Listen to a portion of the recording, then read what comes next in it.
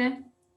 Today's topic is pre-partition history of Pakistan at a glance and I am Sumbal Shahzad.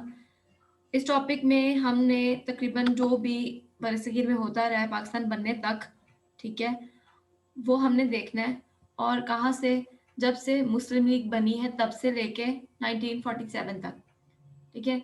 ये कुछ topics हैं जिनमें हमने कल देखा था थोड़ा सा कि formation of Muslim league and Shimla deputation 1906, फिर लखनऊ पैक्ट है 1916 में हुआ, कैलिफेट मूवमेंट है, मोहम्मद अली जिन्ना जो है as ambassador of Hindu Muslim unity, ये टाइटल इनको दिया था कब, दिल्ली प्रपोजल्स में 1927 में।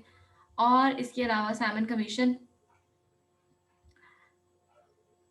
कमीशन का इशू था, साइमन कमीशन आया था 1927 में।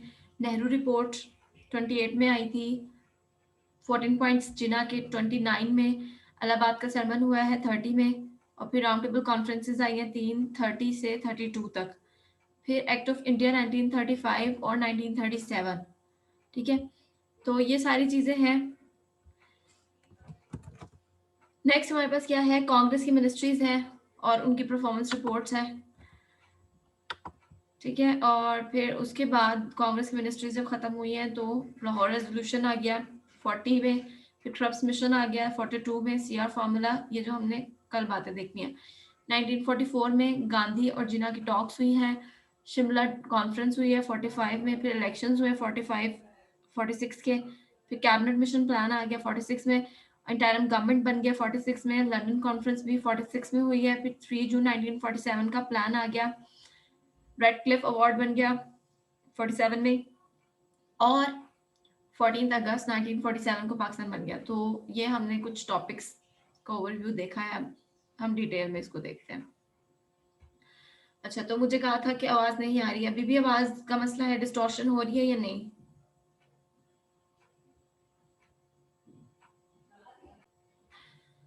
तो जी सबसे पहले क्या है कि formation of Muslim league and Shimla deputation. सबसे पहले जो है ना, देखा जाए तो मुसलमानों को पहले तो इतने कोई पॉलिटिकल राइट्स नहीं थे, लेकिन जब 1905 आया तो मुसलमानों को लगा कि हमें कुछ पॉलिटिकल राइट्स जो हैं मिल रहे हैं तो इन्हें ले लेना चाहिए, क्योंकि बंगाल एक बहुत बड़ा सूबा था और मतलब उसमें हिंदू मुस्लिम अक्सरियत बहुत ज़्यादा थी। मतलब एक रीजन था जिसमें मुस्लिम अक्सरियत बहुत ज़्यादा थी और उसका जो वेस्टर्न पार्ट था उस प्रोविंस का, वहाँ हिंदू अक्सरियत बहुत ज़्यादा थी। तो और उसके एडमिनिस्ट्रेशन का भी बहुत मसला था, क्योंकि बहुत बड़ा एरिया था और बहुत बड़ी पॉपुलेशन थी, उसको मैनेज करने में मसला होता था। तो वाइसरॉय लॉर्ड कर्जन ने क्या किया कि उसको डिवाइड करने की कोशिश की। पहले भी 2-3 दफा उसको डिवाइड करने की कोशिश की, लेकिन कोई भी कामयाब नहीं हो सका। लेकिन लॉर्ड कर्जन 1905 में उन्होंने कमीशन बनाया और फिर इसको डिवाइड कर दिया, ठीक है।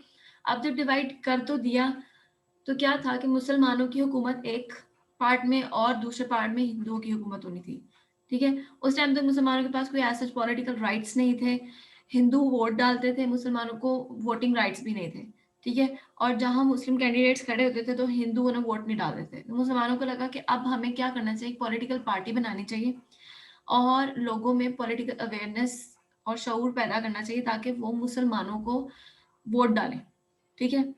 तो मुस्लिम रिप्रेजेंटेटिव्स तो पहले थे ही नहीं। तो अब ये लोग 1906 में 1 अक्टूबर 1906 में वाइसरॉय लॉर्ड मिंटो से मिले हैं, ठीक है, शिमला में, जिसे कहते हैं शिमला डेप्यूटेशन। सरागा खान जो है 6 मेंबर्स थे सरागा खान के साथ, और वो लोग सब अ, शिमला में वाइसरॉय मिंटो से मिले। उन्होंने कुछ डिमांड्स रखी मिंटो के सामने।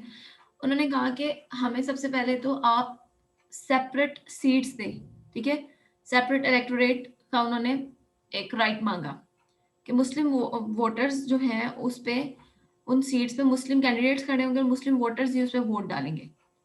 और दूसरा उन्होंने कहा कि आप हमें एक तो सेंट्रल लेजिस्लेटिंग असेंबली में सेपरेट सीट्स दें, प्रोविंशियल लेजिस्लेटिंग असेंबलीज में भी जहाँ मुसलमानों की पॉपुलेशन कम है वहाँ उनको उनकी पॉपुलेशन के तनासुब से सीट्स दी जाए, ठीक है। पहले सीट्स थी, दी हुई थी, लेकिन उनके पॉपुलेशन के प्रोपोर्शन से बहुत कम थी। तो उनकी पॉपुलेशन के प्रोपोर्शन से के मुताबिक उनको सीट्स दी जाए, ज़्यादा सीट्स दी जाए। और दूसरे जितने भी इलेक्टेड इंस्टीट्यूट्स हैं जहाँ पे लोग इलेक्शन के जरिए आते हैं, वहाँ पर भी मुसलमानों को जो है सीट्स दी जाए। तो ये उनकी डिमांड्स थी। सीधे सीधे वो चाह रहे थे कि हमें सेपरेट सीट्स मिल जाए और उस पर मुसलमान कैंडिडेट्स ही खड़े और मुसलमान वोटर्स ही वोट डालें और कोई वोटर वोट ना डाले। ठीक है, तो ये जो डिमांड्स थी उनकी एक्सेप्ट कर ली। अब जब डिमांड्स एक्सेप्ट कर ली तो मुसलमानों को जरूरत पेश आई कि हम जो है अपनी एक सेपरेट जो पॉलिटिकल पार्टी बनाते हैं। तो इन्होंने पॉलिटिकल पार्टी बनाई मुस्लिम लीग, जिसको इन्होंने जो है मोहम्मदन एजुकेशनल कॉन्फ्रेंस हुआ था, मोहम्मदन एजुकेशनल कॉन्फ्रेंस हुई।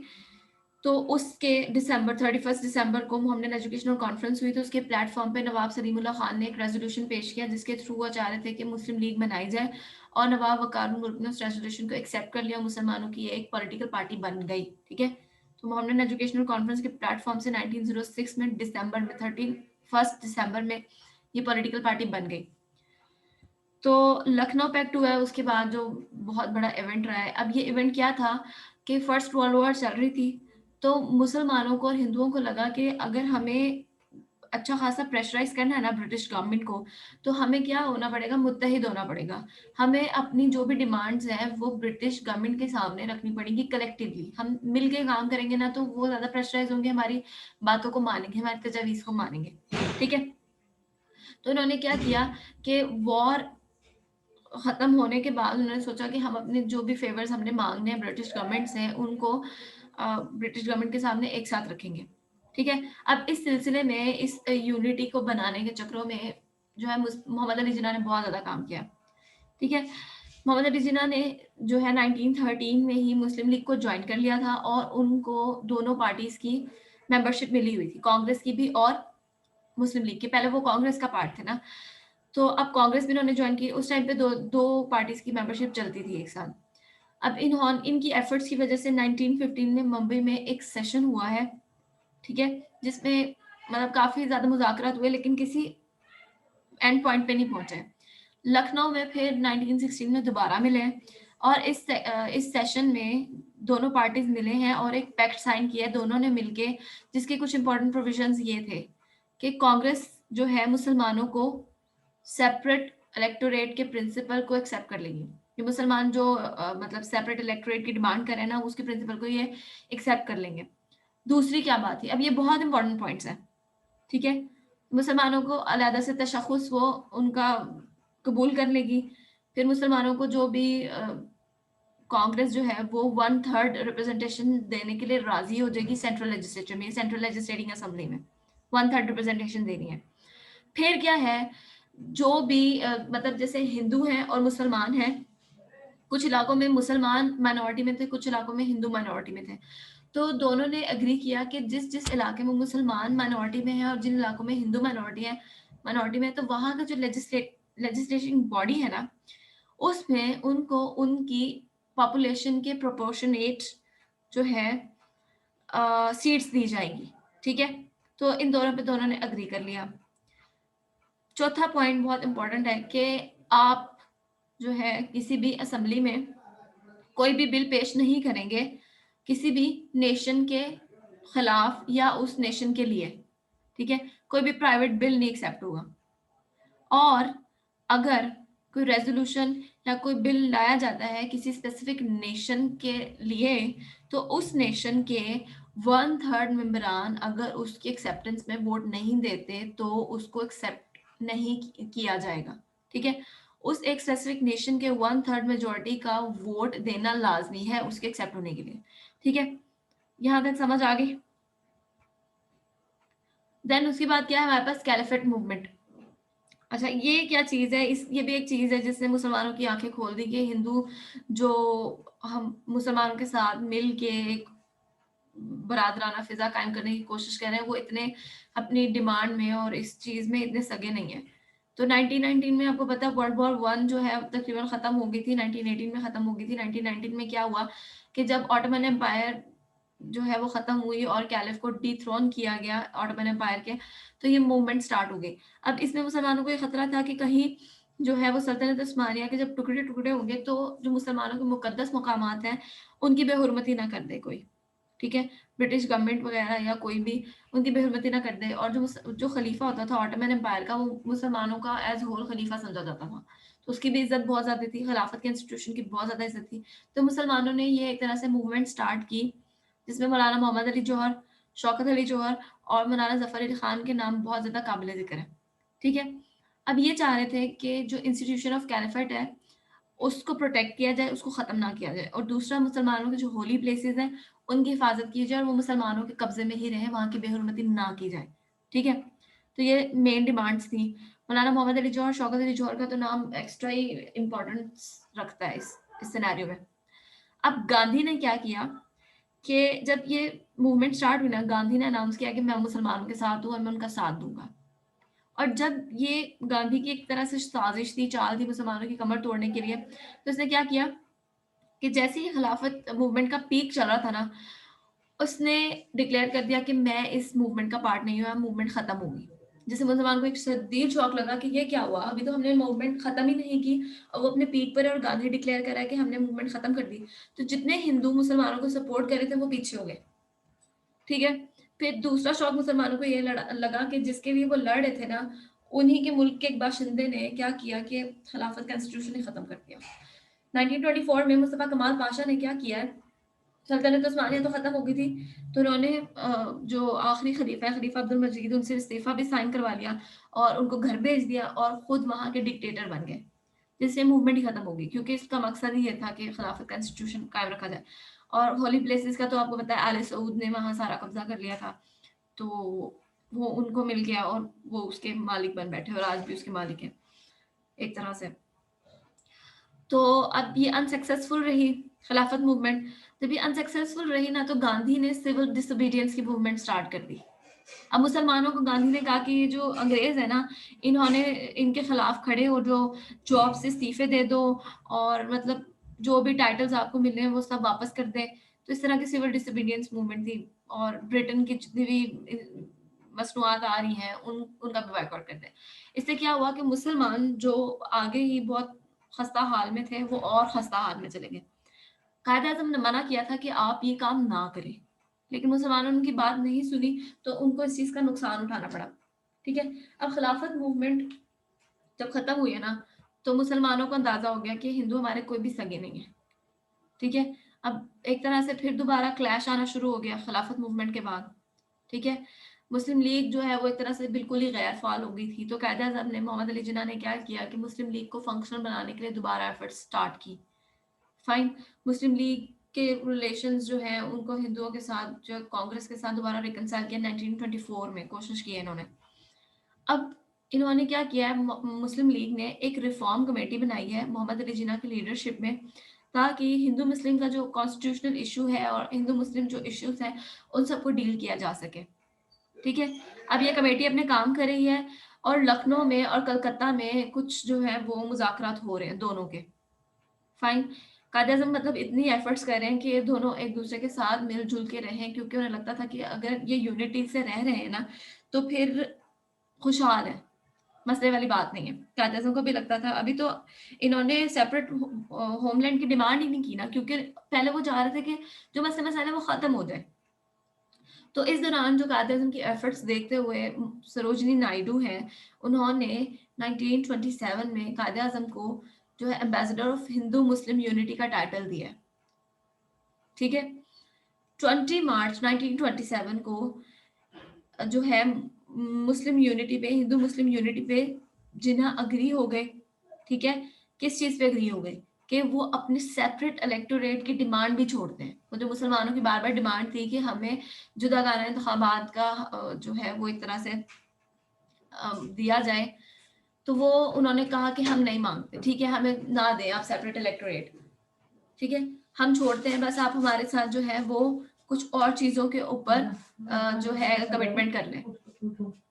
तो इनकी डिमांड्स क्या थी कि मतलब जिन्ना ने जब छोड़ा है जुदागाना इंतखाबात का एक मुतालबा छोड़ दिया, तो इन्होंने कुछ और डिमांड्स रखी अपनी, मुसलमानों ने हिंदुओं के सामने कुछ और डिमांड्स रखी जिसमें वो राजी भी हो गए थे। उन्होंने कहा कि ना सिंध और मुंबई जो है उनको, सिंध जो है मुंबई का हिस्सा था, तो उसने कहा कि ना, जिन्ना ने मुतालबा किया कि मुंबई को सिंध से अलहदा करके एक अलहदा प्रोविंस बना दिया जाए। ठीक है, तो पहली ये डिमांड। दूसरी है कि बलोचिस्तान और सरहद उस टाइम पे सूबे थे और मुसलमान अक्सरियत के सूबे थे, लेकिन वहाँ पे ऐसी कोई भी कॉन्स्टिट्यूशनल रिफॉर्म्स इंट्रोड्यूस नहीं करवाई गई थी जो दूसरे प्रोविंसेस में चल रही थी। तो क्या किया कि उन्होंने ये डिमांड की कि जो दूसरे प्रोविंसेस में जो कॉन्स्टिट्यूशनल रिफॉर्म्स इंट्रोड्यूस हुई है ना, वो कॉन्स्टिट्यूशनल रिफॉर्म्स यहाँ पर भी इंट्रोड्यूस करवाई जाए। ठीक है। दूसरी डिमांड ये थी कि पंजाब और बंगाल में क्या है कि कुछ इलाकों में मुसलमानों की अक्सरियत है, कुछ इलाकों में सिखों की अक्सरियत है, तो मुसलमानों को उन इलाकों में उनकी पॉपुलेशन के मुताबिक रिप्रेजेंटेशन दी जाए वहां की असेंबलीज में। चौथी डिमांड क्या थी दिल्ली प्रपोजल्स की कि सेंट्रल लेजिस्लेटिव असेंबली में मुसलमानों की जो मेजोरिटी है वो 1/3 एक्सेप्ट की जाए, और ये सारी बातें इन्होंने मान ली थी। ठीक है। फिर क्या हुआ 1927 में, जब ये सब मान गई, बातें हो गई, तो साइमन कमीशन आ गया। साइमन कमीशन जो है, जब मतलब क्या होता था कि हर 10 साल बाद ना कोई नया कॉन्स्टिट्यूशन बनता था, एक्ट आता था। ठीक है। 1909 में आया, फिर 1919 में आया। अब क्या हुआ है कि यहाँ पर गवर्नमेंट ऑफ इंडिया एक्ट 1919 जब आया था ना, तो ब्रिटिश गवर्नमेंट ने कहा था कि हर 10 साल बाद एक कमीशन अपॉइंट किया जाएगा जो कि जो कॉन्स्टिट्यूशन है उसमें रिफॉर्म्स लेकर आएगा। तो आ गए अब नवंबर 1927 में। ठीक है। सर जॉन साइमन की सरकर्दगी में, ठीक है, उनकी लीडरशिप के अंडर तो कमीशन आया सब कॉन्टिनेंट में। इसको साइमन कमीशन कहते हैं। इस कमीशन ने क्या कहा, मतलब जो भी बातें थी इस कमीशन की वो इन्होंने रद्द कर दी, दोनों पार्टीज ने। वो उन दोनों का यही कहना था कि जी इंडिया का कोई भी मेंबर यहाँ मौजूद नहीं है, सब कॉन्टिनेंट का कोई भी मेंबर इस कमीशन में मौजूद नहीं है, तो हम इसकी सिफारिशात को मानते नहीं है। तो इस पे जो वहाँ के मतलब इंडियन अफेयर्स के जो मिनिस्टर्स थे, लॉर्ड ब्रिकन, ये थोड़ा सा गुस्से में आ गए। उन्होंने कहा भाई गवर्नमेंट अब जो कर सकती थी ना उसने कर लिया, अब अगर आपके पास कोई प्लान है तो ले आए जो कि सब मानते हैं, वरना आपका तो मसला नहीं खत्म हो रहा। तो अब लॉर्ड ब्रिकन का जो चैलेंज था वो एक्सेप्ट हो गया, यहाँ की जो पॉलिटिकल पार्टीज थी इन्होंने एक्सेप्ट कर लिया। अब ये इन्होंने काम शुरू किया कि जी हम कोई रिफॉर्म्स लेकर आते हैं कॉन्स्टिट्यूशन में, गवर्नमेंट भी तो बनानी है, तो मसलों का हल तो चाहिए। फरवरी 1928 में दिल्ली में तमाम पार्टीज की कॉन्फ्रेंस हुई है जिसमें कोई सोल्यूशन नहीं निकला। फिर दूसरी कॉन्फ्रेंस हुई मुंबई में जिसमें मोतीलाल नेहरू ने एक कमेटी बनाई, मतलब उनकी सरकर्दगी में कमेटी बनी है जिसके मुसलमानों के जो रिप्रेजेंटेटिव्स थे वो दो लोग थे, सर अली इमाम और शोएब कुरैशी। ठीक है। इन्होंने ये मुसलमानों को रिप्रेजेंट कर रहे थे। अब ये कमेटी बन गई है, इसके जो जो भी मेंबर्स थे उनमें 2 मुसलमान थे। इस कमेटी ने अपनी जो सिफारिशात थी वो 28 अगस्त 1928 को पेश किया, जिसे हम कहते हैं नेहरू रिपोर्ट। ठीक है। 28 अगस्त 1928 को पेश की गई थी। अब अगर आप देखें ना नेहरू रिपोर्ट को, तो दिल्ली प्रपोजल्स में जो समझौता हो चुका था उसकी सरासर खिलाफ वर्जी थी इसके अंदर। कोई भी ऐसी चीज मंजूर की ही नहीं गई जो कि मुसलमानों के मुतालबे थे। इवन कि मुसलमानों के मुतालबे के अगेंस्ट बातें की गई कि भाई अब जो रिफॉर्म्स आएंगी उनमें मुसलमानों को या किसी भी माइनॉरिटी को सेपरेट इलेक्टोरेट का राइट नहीं देना। दूसरा था कि मुसलमानों को उनकी असेंबलीज में स्पेशल सीट्स ना दी जाए, ना स्पेशल सीट्स मिलेंगी ना ही स्पेशल वोटर्स वोट करेंगे। ठीक है। तीसरी चीज जो उन्होंने पेश की नेहरू रिपोर्ट में कि मुस्लिम माइनॉरिटी के जो प्रोविंसेस हैं वहाँ प्रोपोर्शनेट रिप्रेजेंटेशन का कोई भी असूल लागू ना किया जाए, और अगर है तो वो खत्म कर दिया जाए। और चौथा ये था कि मुसलमानों को लेजिस्लेटिव असेंबली में 1/4 सीट्स दी जाए, ना कि 1/3। तो अब देख सकते हैं कि दिल्ली प्रपोजल्स में जो भी बातचीत हुई है सारा सर उसके अगेंस्ट गए हैं ये। ठीक है। देन हमारे पास क्या है, मतलब मुसलमानों को लगा कि शौक ये क्या हुआ है हमारे साथ, हम तो इनके साथ एक समझौते में थे, इन्हें तो हमारी फेवर में बात करनी चाहिए, ये हमारे अगेंस्ट की बात करें। तो फिर कायदे आजम आगे आ गए। मिस्टर जिन्ना ने क्या किया है कि नेहरू रिपोर्ट के अगेंस्ट अपने 14 पॉइंट्स दे दिए, और ये भी 28 मार्च को आए 1929। ठीक है। वो 28 अगस्त, ये 28 मार्च, वो 1928 या 1929, मतलब तकरीबन कुछ महीनों का फर्क है।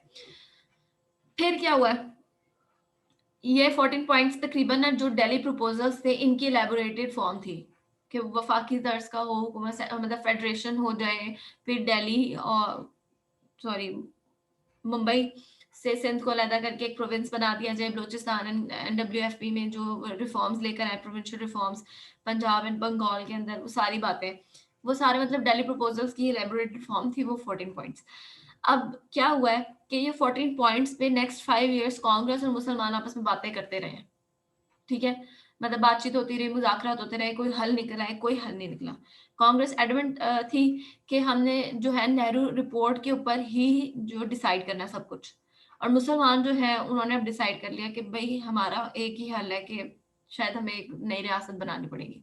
ठीक है? मुसलमानों ने सोचना शुरू कर दिया। मुसलमानों ने क्या, खुतबा इलाहाबाद में इकबाल ने सबके सामने बात ऐलान या कह दी कि ऐसा करना चाहिए। ठीक है?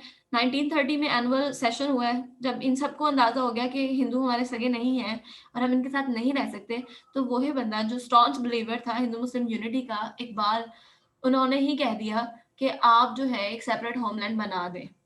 ठीक है? अपने sermon में उन्होंने कहा है कि जो इस्लामिक वे ऑफ लाइफ है ना, वो एक प्रॉपर वे ऑफ लाइफ है और मुसलमानों को पूरा-पूरा हक है कि वो इस्लामिक टीचिंग्स के हिसाब से अपनी लाइफ स्पेंड करें। टू नेशन थ्योरी को बहुत ज़्यादा एम्फसाइज़ किया है इन्होंने। तो और इन्होंने ये भी बता दिया कि जो नॉर्दर्न रीजन है सब कॉन्टिनेंट का, वेस्टर्न नॉर्दर्न रीजन, उस पे एक पूरी स्टेट बना दी जाए, उनको सेपरेट करके, चाहे वो जो है वो सब कॉन्टिनेंट में अलहदा मुस्लिम रियासत रहे, ठीक है? उसकी अपनी मतलब समझ लें कि फेडरेशन वाला फॉर्म हो जाए उसका, या फिर वो बिल्कुल ही सेपरेट हो जाए। तो यही एक कॉन्स्टिट्यूशनल सॉल्यूशन हो सकता है, इसके अलावा कोई और कॉन्स्टिट्यूशनल सॉल्यूशन निकल नहीं सकता सब कॉन्टिनेंट के इश्यूज़ का, ठीक है? तो अब क्योंकि सारा डेडलॉक चल रहा था, वहाँ गवर्नमेंट भी कोई मौजूद नहीं है कहाँ पे सब कॉन्टिनेंट में, तो अब बरतानिया को मसला पड़ा हुआ था। हुकूमत बरतानिया ने क्या किया कि लॉर्ड इरविन प्राइम मिनिस्टर थे उस टाइम पे, उन्होंने सारी पॉलिटिकल पार्टीज़ को बुला लिया लंदन कि भई आ जाए कोई कॉन्फ्रेंस में, आप एक टेबल पे बैठ के बातचीत करेंगे तो कोई हल निकल आता है। तो इस कॉन्स्टिट्यूशनल क्राइसिस को रिज़ॉल्व करने के लिए 3 राउंड टेबल कॉन्फ्रेंसेस हुई हैं, जिनमें फर्स्ट राउंड टेबल कॉन्फ्रेंस हुई 11 नवंबर 1930 को, जो कि 19 जनवरी 1931 तक चलती रही है। सेकंड राउंड टेबल कॉन्फ्रेंस हुई है 7 सितंबर 1931 को, जो कि 1 दिसंबर 1931 तक चलती रही है। और थर्ड राउंड टेबल कॉन्फ्रेंस जो है 17 नवंबर 1932 टू 24 नवंबर 1932 को चली है। पहली राउंड टेबल कॉन्फ्रेंस में भी कुछ बातें हुई, कुछ रह गई, फिर दूसरी में भी कुछ बातें हुई, कुछ पे डेडलॉक हो गया, नहीं सॉल्व हुई। थर्ड राउंड टेबल कॉन्फ्रेंस में फिर सारा कुछ डिसाइड हो गया, फिर एक्ट ऑफ इंडिया 1935 आया था, ठीक है? तो first round table conference you know की डेट 11 नवंबर 1930 है, तब स्टार्ट हुई थी। इसमें क्या हुआ कि जो कांग्रेस है ना और गांधी प्रेजेंट नहीं थे, तो एमसीक्यूज के हवाले से बहुत अहम है कि फर्स्ट राउंड टेबल कॉन्फ्रेंस में गांधी एंड कांग्रेस प्रेजेंट नहीं थे, क्योंकि ना इन्होंने डिमांड की ब्रिटेन गवर्नमेंट से कि आप सब कॉन्टिनेंट को जो है डोमिनियन स्टेटस दे दें। उन्होंने मना कर दिया। जब उन्होंने इनका मुतालबा मुस्तरद कर दिया तो ये फिर इन्होंने सिविल डिसोबीडियंस मूवमेंट स्टार्ट कर दी। तो जब सिविल डिसोबीडियंस मूवमेंट स्टार्ट कर दी, वो वहाँ बिजी थे, तो ये गए ही नहीं लंदन। मुसलमान जो है 18 रिप्रेजेंटेटिव्स गए हैं, जिनमें मोहम्मद अली जिन्ना, मौलाना मोहम्मद अली जौहर, सरागा खान वगैरह मौजूद थे। अच्छा, इनमें एक लेडी भी थी जो है बेगम जहां आरा शाहनवाज, ठीक है? ये ओनली मुस्लिम लेडी हैं जिन्होंने पहली 2 राउंड टेबल कॉन्फ्रेंसेस को अटेंड किया। तो ये भी एमसीक्यू में आ सकता है। और इस दफा जो पंजाब के पेपर्स हुए हैं पीएमएस के जनरल नॉलेज का पेपर, उसमें ये एमसीक्यू आया हुआ था, बेगम जहां आरा शाहनवाज मौजूद थी पहली कॉन्फ्रेंस में भी और दूसरी कॉन्फ्रेंस में भी, ठीक है? ये ओनली मुस्लिम रिप्रेजेंटेटिव थे, लेडी। अच्छा, अब इसमें क्या हुआ है कि 12 कमेटियां बनाई हैं इस कॉन्फ्रेंस में, और 12 कमेटियों ने बातचीत की है। मतलब 12 कमेटियां इसलिए बनाई गई कि वो रिफॉर्म्स ला सके एनडब्ल्यूएफपी में, जो कि प्रोविंशियल रिफॉर्म्स लानी थी, और सजेशंस दे सके कि जो माइनॉरिटीज हैं उनके क्या राइट्स होने चाहिए, क्योंकि मुसलमानों को एक माइनॉरिटी की तरह ट्रीट किया जा रहा था। फिर सिख भी थे, फिर अनटचेबल्स भी थे, और भी दूसरी माइनॉरिटीज थी, तो उनको पॉलिटिकल राइट्स किस तरह देने चाहिए या क्या होना चाहिए। और तीसरी जो है बात ये थी, जो इन 12 कमेटियों ने जिन पे काम करना था, वो सिंध और मुंबई को किस तरह सेपरेट करना है, किस तरह बाउंड्री खींची जाएगी या क्या सीन होगा। तो वो सारा कुछ ना इन्होंने इन 12 कमेटीज ने करना था। फिर इस कॉन्फ्रेंस में एक और 2 और चीज़ों पे बातचीत हुई, जिसपे सब मुत्तफ़िक हो गए थे कि बर्मा को सब कॉन्टिनेंट से सेपरेट कर दिया जाएगा, जो आजकल म्यांमार बना हुआ है, ठीक है? उसको सब कॉन्टिनेंट से अलग करना था। और जो दूसरी बात पे जो ये सब एग्री हो गए थे, वो ये था कि गवर्नमेंट जो आइंदा होगी वो federal form of the government होगी, जो कि सब कॉन्टिनेंट में एस्टैब्लिश होगी। इसके बाद second round table conference start हो गई।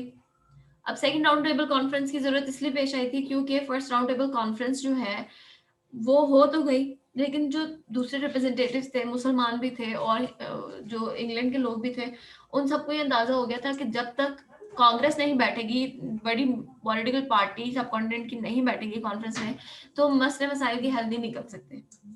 ठीक है, तो इन्होंने क्या किया कि कांग्रेस के साथ पहले अरविंद ने, प्राइम मिनिस्टर अरविंद ने गांधी से मिले हैं 1935 में। ठीक है, और एक पैक्ट साइन हुआ है, गांधी अरविंद पैक्ट, जिसमें इन्होंने कहा कि ठीक है हम आपके कुछ मुतालबात मानेंगे, आप जो है ना अपनी मूवमेंट वापस ले लें, जितने भी लोगों को आपने अरेस्ट किया उनको रिलीज कर दें। तो इन्होंने अपनी सिविल डिसोबीडियंस की मूवमेंट वापस ले ली, और जो ब्रिटेन गवर्नमेंट थी जिसने सब मतलब जिसने काफी सारे लीडर्स को अरेस्ट किया था, उन सबको रिलीज कर दिया।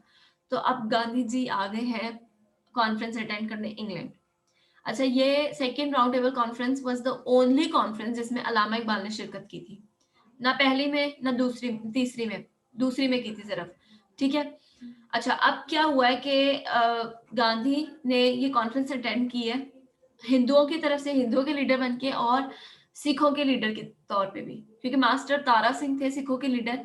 तो उन्होंने गांधी के साथ ना एक समझ ले एग्रीमेंट कर लिया था कि हमारे 17 पॉइंट एजेंडा है जो कि आपने डिमांड्स रखनी है अंग्रेजों के सामने, तो आप इनको एक्सेप्ट कर लें। ठीक है, तो हम आपको अपना लीडर तस्वर कर लेते हैं। तो गांधी ने कहा ठीक है, जिनमें से एक पॉइंट ये भी था कि पंजाब को आप रिलीजियस लाइंस पे डिवाइड कर देंगे, जैसे सिख हैं और मुसलमान थे तो उनको चाहिए था कि हमारी भी अलग गवर्नमेंट बनती पंजाब में। तो ये जब एक्सेप्ट हो गया गांधी की तरफ से, तो जी उन्होंने ओके कर दिया। ये गांधी जो है हिंदू और सिखों की तरफ से कॉन्फ्रेंस में बैठ गए। अब यहाँ पर क्या हुआ कॉन्फ्रेंस में, एक मसला बढ़ गया माइनॉरिटीज के इश्यूज का, कि माइनॉरिटीज के क्या राइट्स होंगे, क्या स्टेटस होगा, इनको सेपरेट इलेक्टोरेट देने भी है या नहीं, ठीक है, स्पेशल सीट्स देनी भी है या नहीं, इस तरह की बात है। और फिर एक और मसला था कि ये चाह रहे थे कि अनटचेबल्स को ना अलहदा से एक नेशन डिक्लेयर कर दिया जाए हिंदुओं से अलग करके। तो गांधी इस बात को मानने पे भी तैयार नहीं थे। ठीक है, गांधी पहले तो कह रहे थे कि मैं अकेला लीडर हूँ, मुसलमानों के जो भी लीडर है उनसे कोई बातचीत ना की जाए, मैं रिप्रेजेंट कर रहा हूँ यहाँ सब कॉन्टिनेंट को।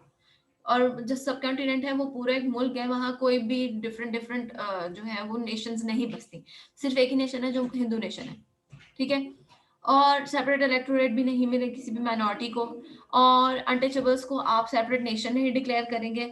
ये सारी बातें हिंदुओं ने बहुत ज्यादा क्रिटिसाइज किया और बहुत ज्यादा रुकावटें डालने की कोशिश की। तो किसी भी रिजल्ट के बगैर सेकेंड राउंड टेबल कॉन्फ्रेंस भी खत्म हो गई। अब बरतानिया की गवर्नमेंट बहुत परेशान हो गई कि अब क्या करें हम, ये तो हल ही नहीं निकल रहा, डेडलॉक आ गया। तो उसने क्या किया कि अच्छा ठीक है, हम खुद से फैसला देंगे और इन सबको मानना पड़ेगा। तो कम्युनल अवार्ड्स इन्होंने दिए। ठीक है, क्योंकि फर्स्ट राउंड टेबल कॉन्फ्रेंस में भी ये इशू रह गया था, सेकंड राउंड टेबल कॉन्फ्रेंस में भी ये इशू रह गया था अनसॉल्व। तो 14 अगस्त 1932 में ब्रिटिश गवर्नमेंट ने क्या किया है, कम्युनल अवार्ड्स अनाउंस कर दिया खुद से, जिसमें इन्होंने कहा है कि जितनी भी माइनॉरिटीज हैं उनको सीट्स दी जाएंगी उनकी पॉपुलेशन के प्रोपोर्शन में, स्पेसिफिक प्रोविंसेस, मतलब जिस जिस प्रोविंस में भी जो कौम या जो मजहबी तबका एक तरह से माइनॉरिटी में मौजूद है, तो वहां उनको पॉपुलेशन के मुताबिक सीट्स ज्यादा दी जाएंगी। ठीक है, मुसलमानों ने तो इसको एक्सेप्ट कर लिया, लेकिन हिंदुओं ने और सिखों ने इसको रिजेक्ट कर दिया। क्यों? क्योंकि इसमें ब्रिटेन गवर्नमेंट ने अनटचेबल्स को एक सेपरेट नेशन डिक्लेयर कर दिया था। ठीक है, तो वो इस चीज को मानने के लिए तो बिल्कुल भी तैयार नहीं थे। तो 32 में ही पूना पैक्ट साइन हुआ है। ठीक है, 32 में ही पूना पैक्ट साइन हुआ है गांधी और डॉक्टर बी आर अम्बेडकर के दरमियान। अब बी आर अम्बेडकर कौन थे? ये अनटचेबल्स के लीडर थे। ठीक है, और यही वो बंदे हैं जिन्होंने जो पूरा कॉन्स्टिट्यूशन है इंडिया का, इन्होंने लिखा है। ठीक है, पूरा पैक्ट हुआ गांधी और बी आर अम्बेडकर के दरमियान, और इस चीज पे अग्री हो गया कि टचेबल्स अनटचेबल्स जो है वो हिंदू ही हैं, उनको हिंदू ही कंसीडर किया जाएगा। बस इन्होंने एक डिमांड की थी बी आर अम्बेडकर ने कि अनटचेबल्स को जो है ना आप सेपरेट सीट्स देंगे लेजिस्लेटिव असेंबली में, जो हिंदुओं को सीट्स मिलेंगी ना, हिंदू उसमें से जो है वो कुछ सीट्स इनके लिए मुख्तस करेंगे। तो ये राजी हो गए थे गांधी। अब इससे क्या हुआ था कि इनके तो साइज बढ़ गई थी, हिंदू एक बहुत बड़ी नेशन के तौर पे आ गए थे। अगर ये अनटचेबल्स को सेपरेट कर देते तो अनटचेबल्स हिंदुओं से ज्यादा हो जाते, वो बर्मन, कश्तरी और वेश से ज्यादा अनटचेबल्स की जो है वो पॉपुलेशन थी। तो इनको यही डर लगा हुआ था, तो इनको साथ मिला लिया। थर्ड राउंड टेबल कॉन्फ्रेंस होगी जब कम्युनल अवार्ड्स डिसाइड हो गए तो। अच्छा जी, कम्युनल अवार्ड्स डिसाइड होने के बाद थर्ड राउंड टेबल कॉन्फ्रेंस हुई। अब देखें सारे मसले हल हो गए, अभी आज़ाद थे कि जी एक्ट ऑफ इंडिया अनाउंस कर सकते हैं, जो भी उसने होना था वैसा उसको कमेटी बना के डिसाइड किया और फिर अनाउंस करना था। तो लेबर पार्टी ने डिमांड किया था ब्रिटिश गवर्नमेंट से कि आपने जो है ज़्यादा से ज़्यादा पावर्स देनी है प्रोविंसेस को, स्टेट्स को, ठीक है। तो कमेटी बना दी गई और एक्ट ऑफ इंडिया 1935 डिसाइड हो गया round table conference, third round table conference के एंड में। अब जब एक्ट ऑफ इंडिया 1935 डिसाइड हो गया तो गवर्नमेंट तो है ही नहीं ना, तो गवर्नमेंट तो बनानी है, ठीक है। अब वापस गए ये सारे और इन्होंने इलेक्शंस की तैयारियां करनी शुरू कर दी। 37 में 1937 में एक्ट ऑफ इंडिया के मुताबिक इलेक्शंस हुए, फेब और मार्च में इलेक्शंस हुए, ठीक है, सेंट्रल असेंबली के और प्रोविंशियल असेंबली के। तमाम पॉलिटिकल पार्टीज ने इसमें पार्टिसिपेट किया है। और क्या हुआ है कि कांग्रेस ने सबसे ज्यादा सीटें जीती। तब तो वैसे भी कांग्रेस सबसे ज्यादा इन्फ्लुएंशियल जमात थी, वो नेशनल लेवल पे भी काम करी थी, प्रोविंशियल लेवल पे भी काम करी थी, ठीक है। तो 11 सूबे थे जिसमें से 7 सूबों में 7 प्रोविंसेस में कांग्रेस की गवर्नमेंट आ गई, ठीक है। वो यूपी, सीपी, बिहार, उड़ीसा इस तरह के सूबे थे। और एनडब्ल्यूएफपी में भी इनकी जो है वो गवर्नमेंट आई कांग्रेस की, ठीक है। पंजाब, बंगाल, आसाम में मुसलमानों की गवर्नमेंट तो आई, लेकिन कोalition गवर्नमेंट थी, लेकिन वहां के जो सीएम थे ना वो सब मुसलमान थे, ठीक है। सर हिदायतुल्लाह खान, सिकंदर हया खान इस तरह के लोग थे। फिर 37 आ गया, 37 के जो इलेक्शंस थे उसमें क्या हुआ है कि टोटल प्रोविंशियल असेंबलीज की सीट्स 1585 थी, जिसमें से कांग्रेस ने 715 सीटें जीती हैं। लेकिन जो मुस्लिम कैंडिडेट्स थे उनके साथ क्या हुआ है, मतलब कांग्रेस ने अपने मुस्लिम कैंडिडेट्स खड़े किए हुए थे, क्योंकि कांग्रेस में भी मुसलमान मौजूद थे उस टाइम पे। 58 कैंडिडेट्स खड़े किए थे जिसमें से 26 कैंडिडेट्स जीते थे सीट्स, ठीक है। और टोटल 492 सीट्स मुसलमानों के लिए मुख्तस थी, जिसमें से 108 सीट्स सिर्फ मुसलमानों ने जीती थी।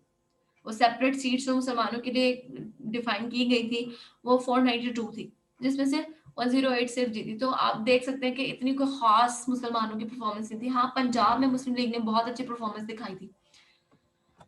तो जी जीता कौन? कांग्रेस। किसकी वजारतें आएंगी? कांग्रेस की। तो जी कांग्रेस की वजारतें आ गई, कांग्रेस मिनिस्ट्रीज बन गई, ठीक है। 37 के इलेक्शंस में कांग्रेस मिनिस्ट्रीज आ गई हैं। कांग्रेस ने क्या किया है कि अपनी गवर्नमेंट बना ली। अब इसने जो है ना क्या करने की कोशिश की है, मुसलमानों की ना आइडेंटिटी को बिल्कुल ही मस्क करने की कोशिश की है, खत्म करने की कोशिश की है, ठीक है। उन्होंने जितनी भी मुसलमानों की एक्टिविटीज थी, रिलीजियस एक्टिविटीज थी, उनको रिस्ट्रिक्ट करना शुरू कर दिया, उन पर एट्रोसिटीज स्टार्ट कर दी करनी, और मुसलमानों को जॉब से निकालना शुरू कर दिया। और इसके अलावा क्या था कि जो स्कूल्स थे वहाँ हिंदी पढ़ानी शुरू कर दी, पहले उर्दू पढ़ाई जाती थी, और जैसे कांग्रेस मिनिस्ट्रीज बनी है वहाँ उर्दू की जगह हिंदी पढ़ाना शुरू कर दी। मुसलमान बच्चों के साथ स्कूल्स में क्या होता था कि उनको गांधी के स्टैचू के सामने वो करवाया जाता था, ठीक है। इसके अलावा इनको जो इनका एंथम है वंदे मातरम, वो ना एक तरह से उसमें शिरकिया कलमात है और मुसलमान वो नहीं पढ़ते, ठीक है। तो वहां इनको मजबूर किया जाता था कि ये एंथम पढ़े। ये वैसे एक नज़म थी जिसको बाद में उन्होंने एंथम का नाम दे दिया अपने। और फिर मुसलमान बच्चों के सरों पे मतलब माथों पे तिलक लगाए जाते थे। तो ये सारी चीजें मुसलमानों को बहुत तंग कर रही थी, ठीक है।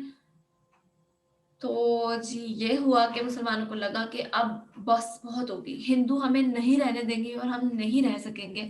अगर हम यहाँ रहेंगे तो हम मर जाएंगे, या हमारा मतलब रिलीजन जो है वो सलामत नहीं रहेगा। तो अब हमें एक होमलैंड चाहिए ही चाहिए। तो इन मिनिस्ट्रीज के खत्म होने में तो अभी कुछ अरसा मौजूद था, क्योंकि 5 साल के लिए गवर्नमेंट आती होती है। तो 37 में आई थी, 38 39 में इनके मिनिस्ट्रीज को खत्म किया, क्योंकि मुसलमान बार बार कुछ ना कुछ रिपोर्ट्स जो है वो ब्रिटेन गवर्नमेंट को पेश कर रहे थे कि यहाँ पर बहुत मसले मसाइल हो रहे थे। तो पहली रिपोर्ट थी पीरपुर रिपोर्ट, 1938 में प्रेजेंट की है किसने? मेहदी, अ, राजा सैयद एम मेहदी थे, ठीक है? उन्होंने कमेटी बनाई, उस कमेटी के काफ़ी सारे अरकान थे जिन्होंने काम किया और काफ़ी जगहों को विज़िट किया। वो सारे सूबे जहाँ पर कांग्रेस की हुकूमत थी, ठीक है?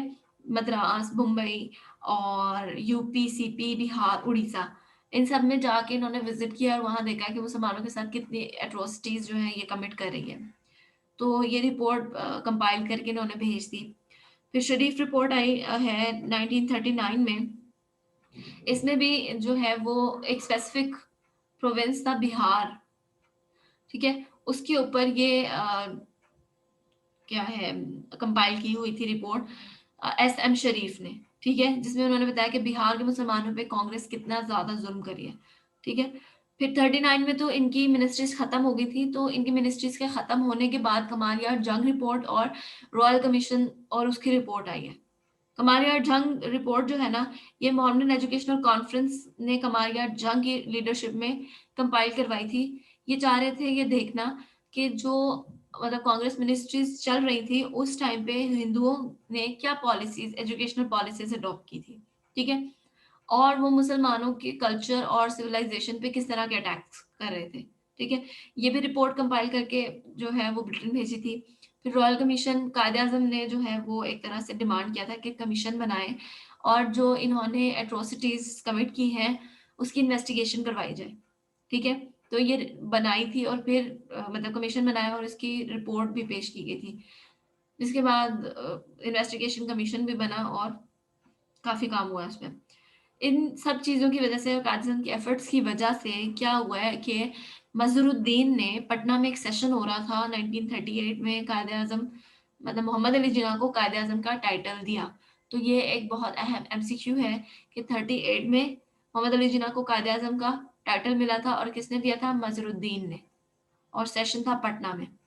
देन क्या है हमारे पास कि जब इनकी खत्म हो गई ना मिनिस्ट्रीज 22 दिसंबर 1939 में, तो कायद-ए-आज़म ने एडवाइस किया था मुस्लिम्स को कि अब आप डे ऑफ डिलीवरेंस सेलिब्रेट करें, ठीक है?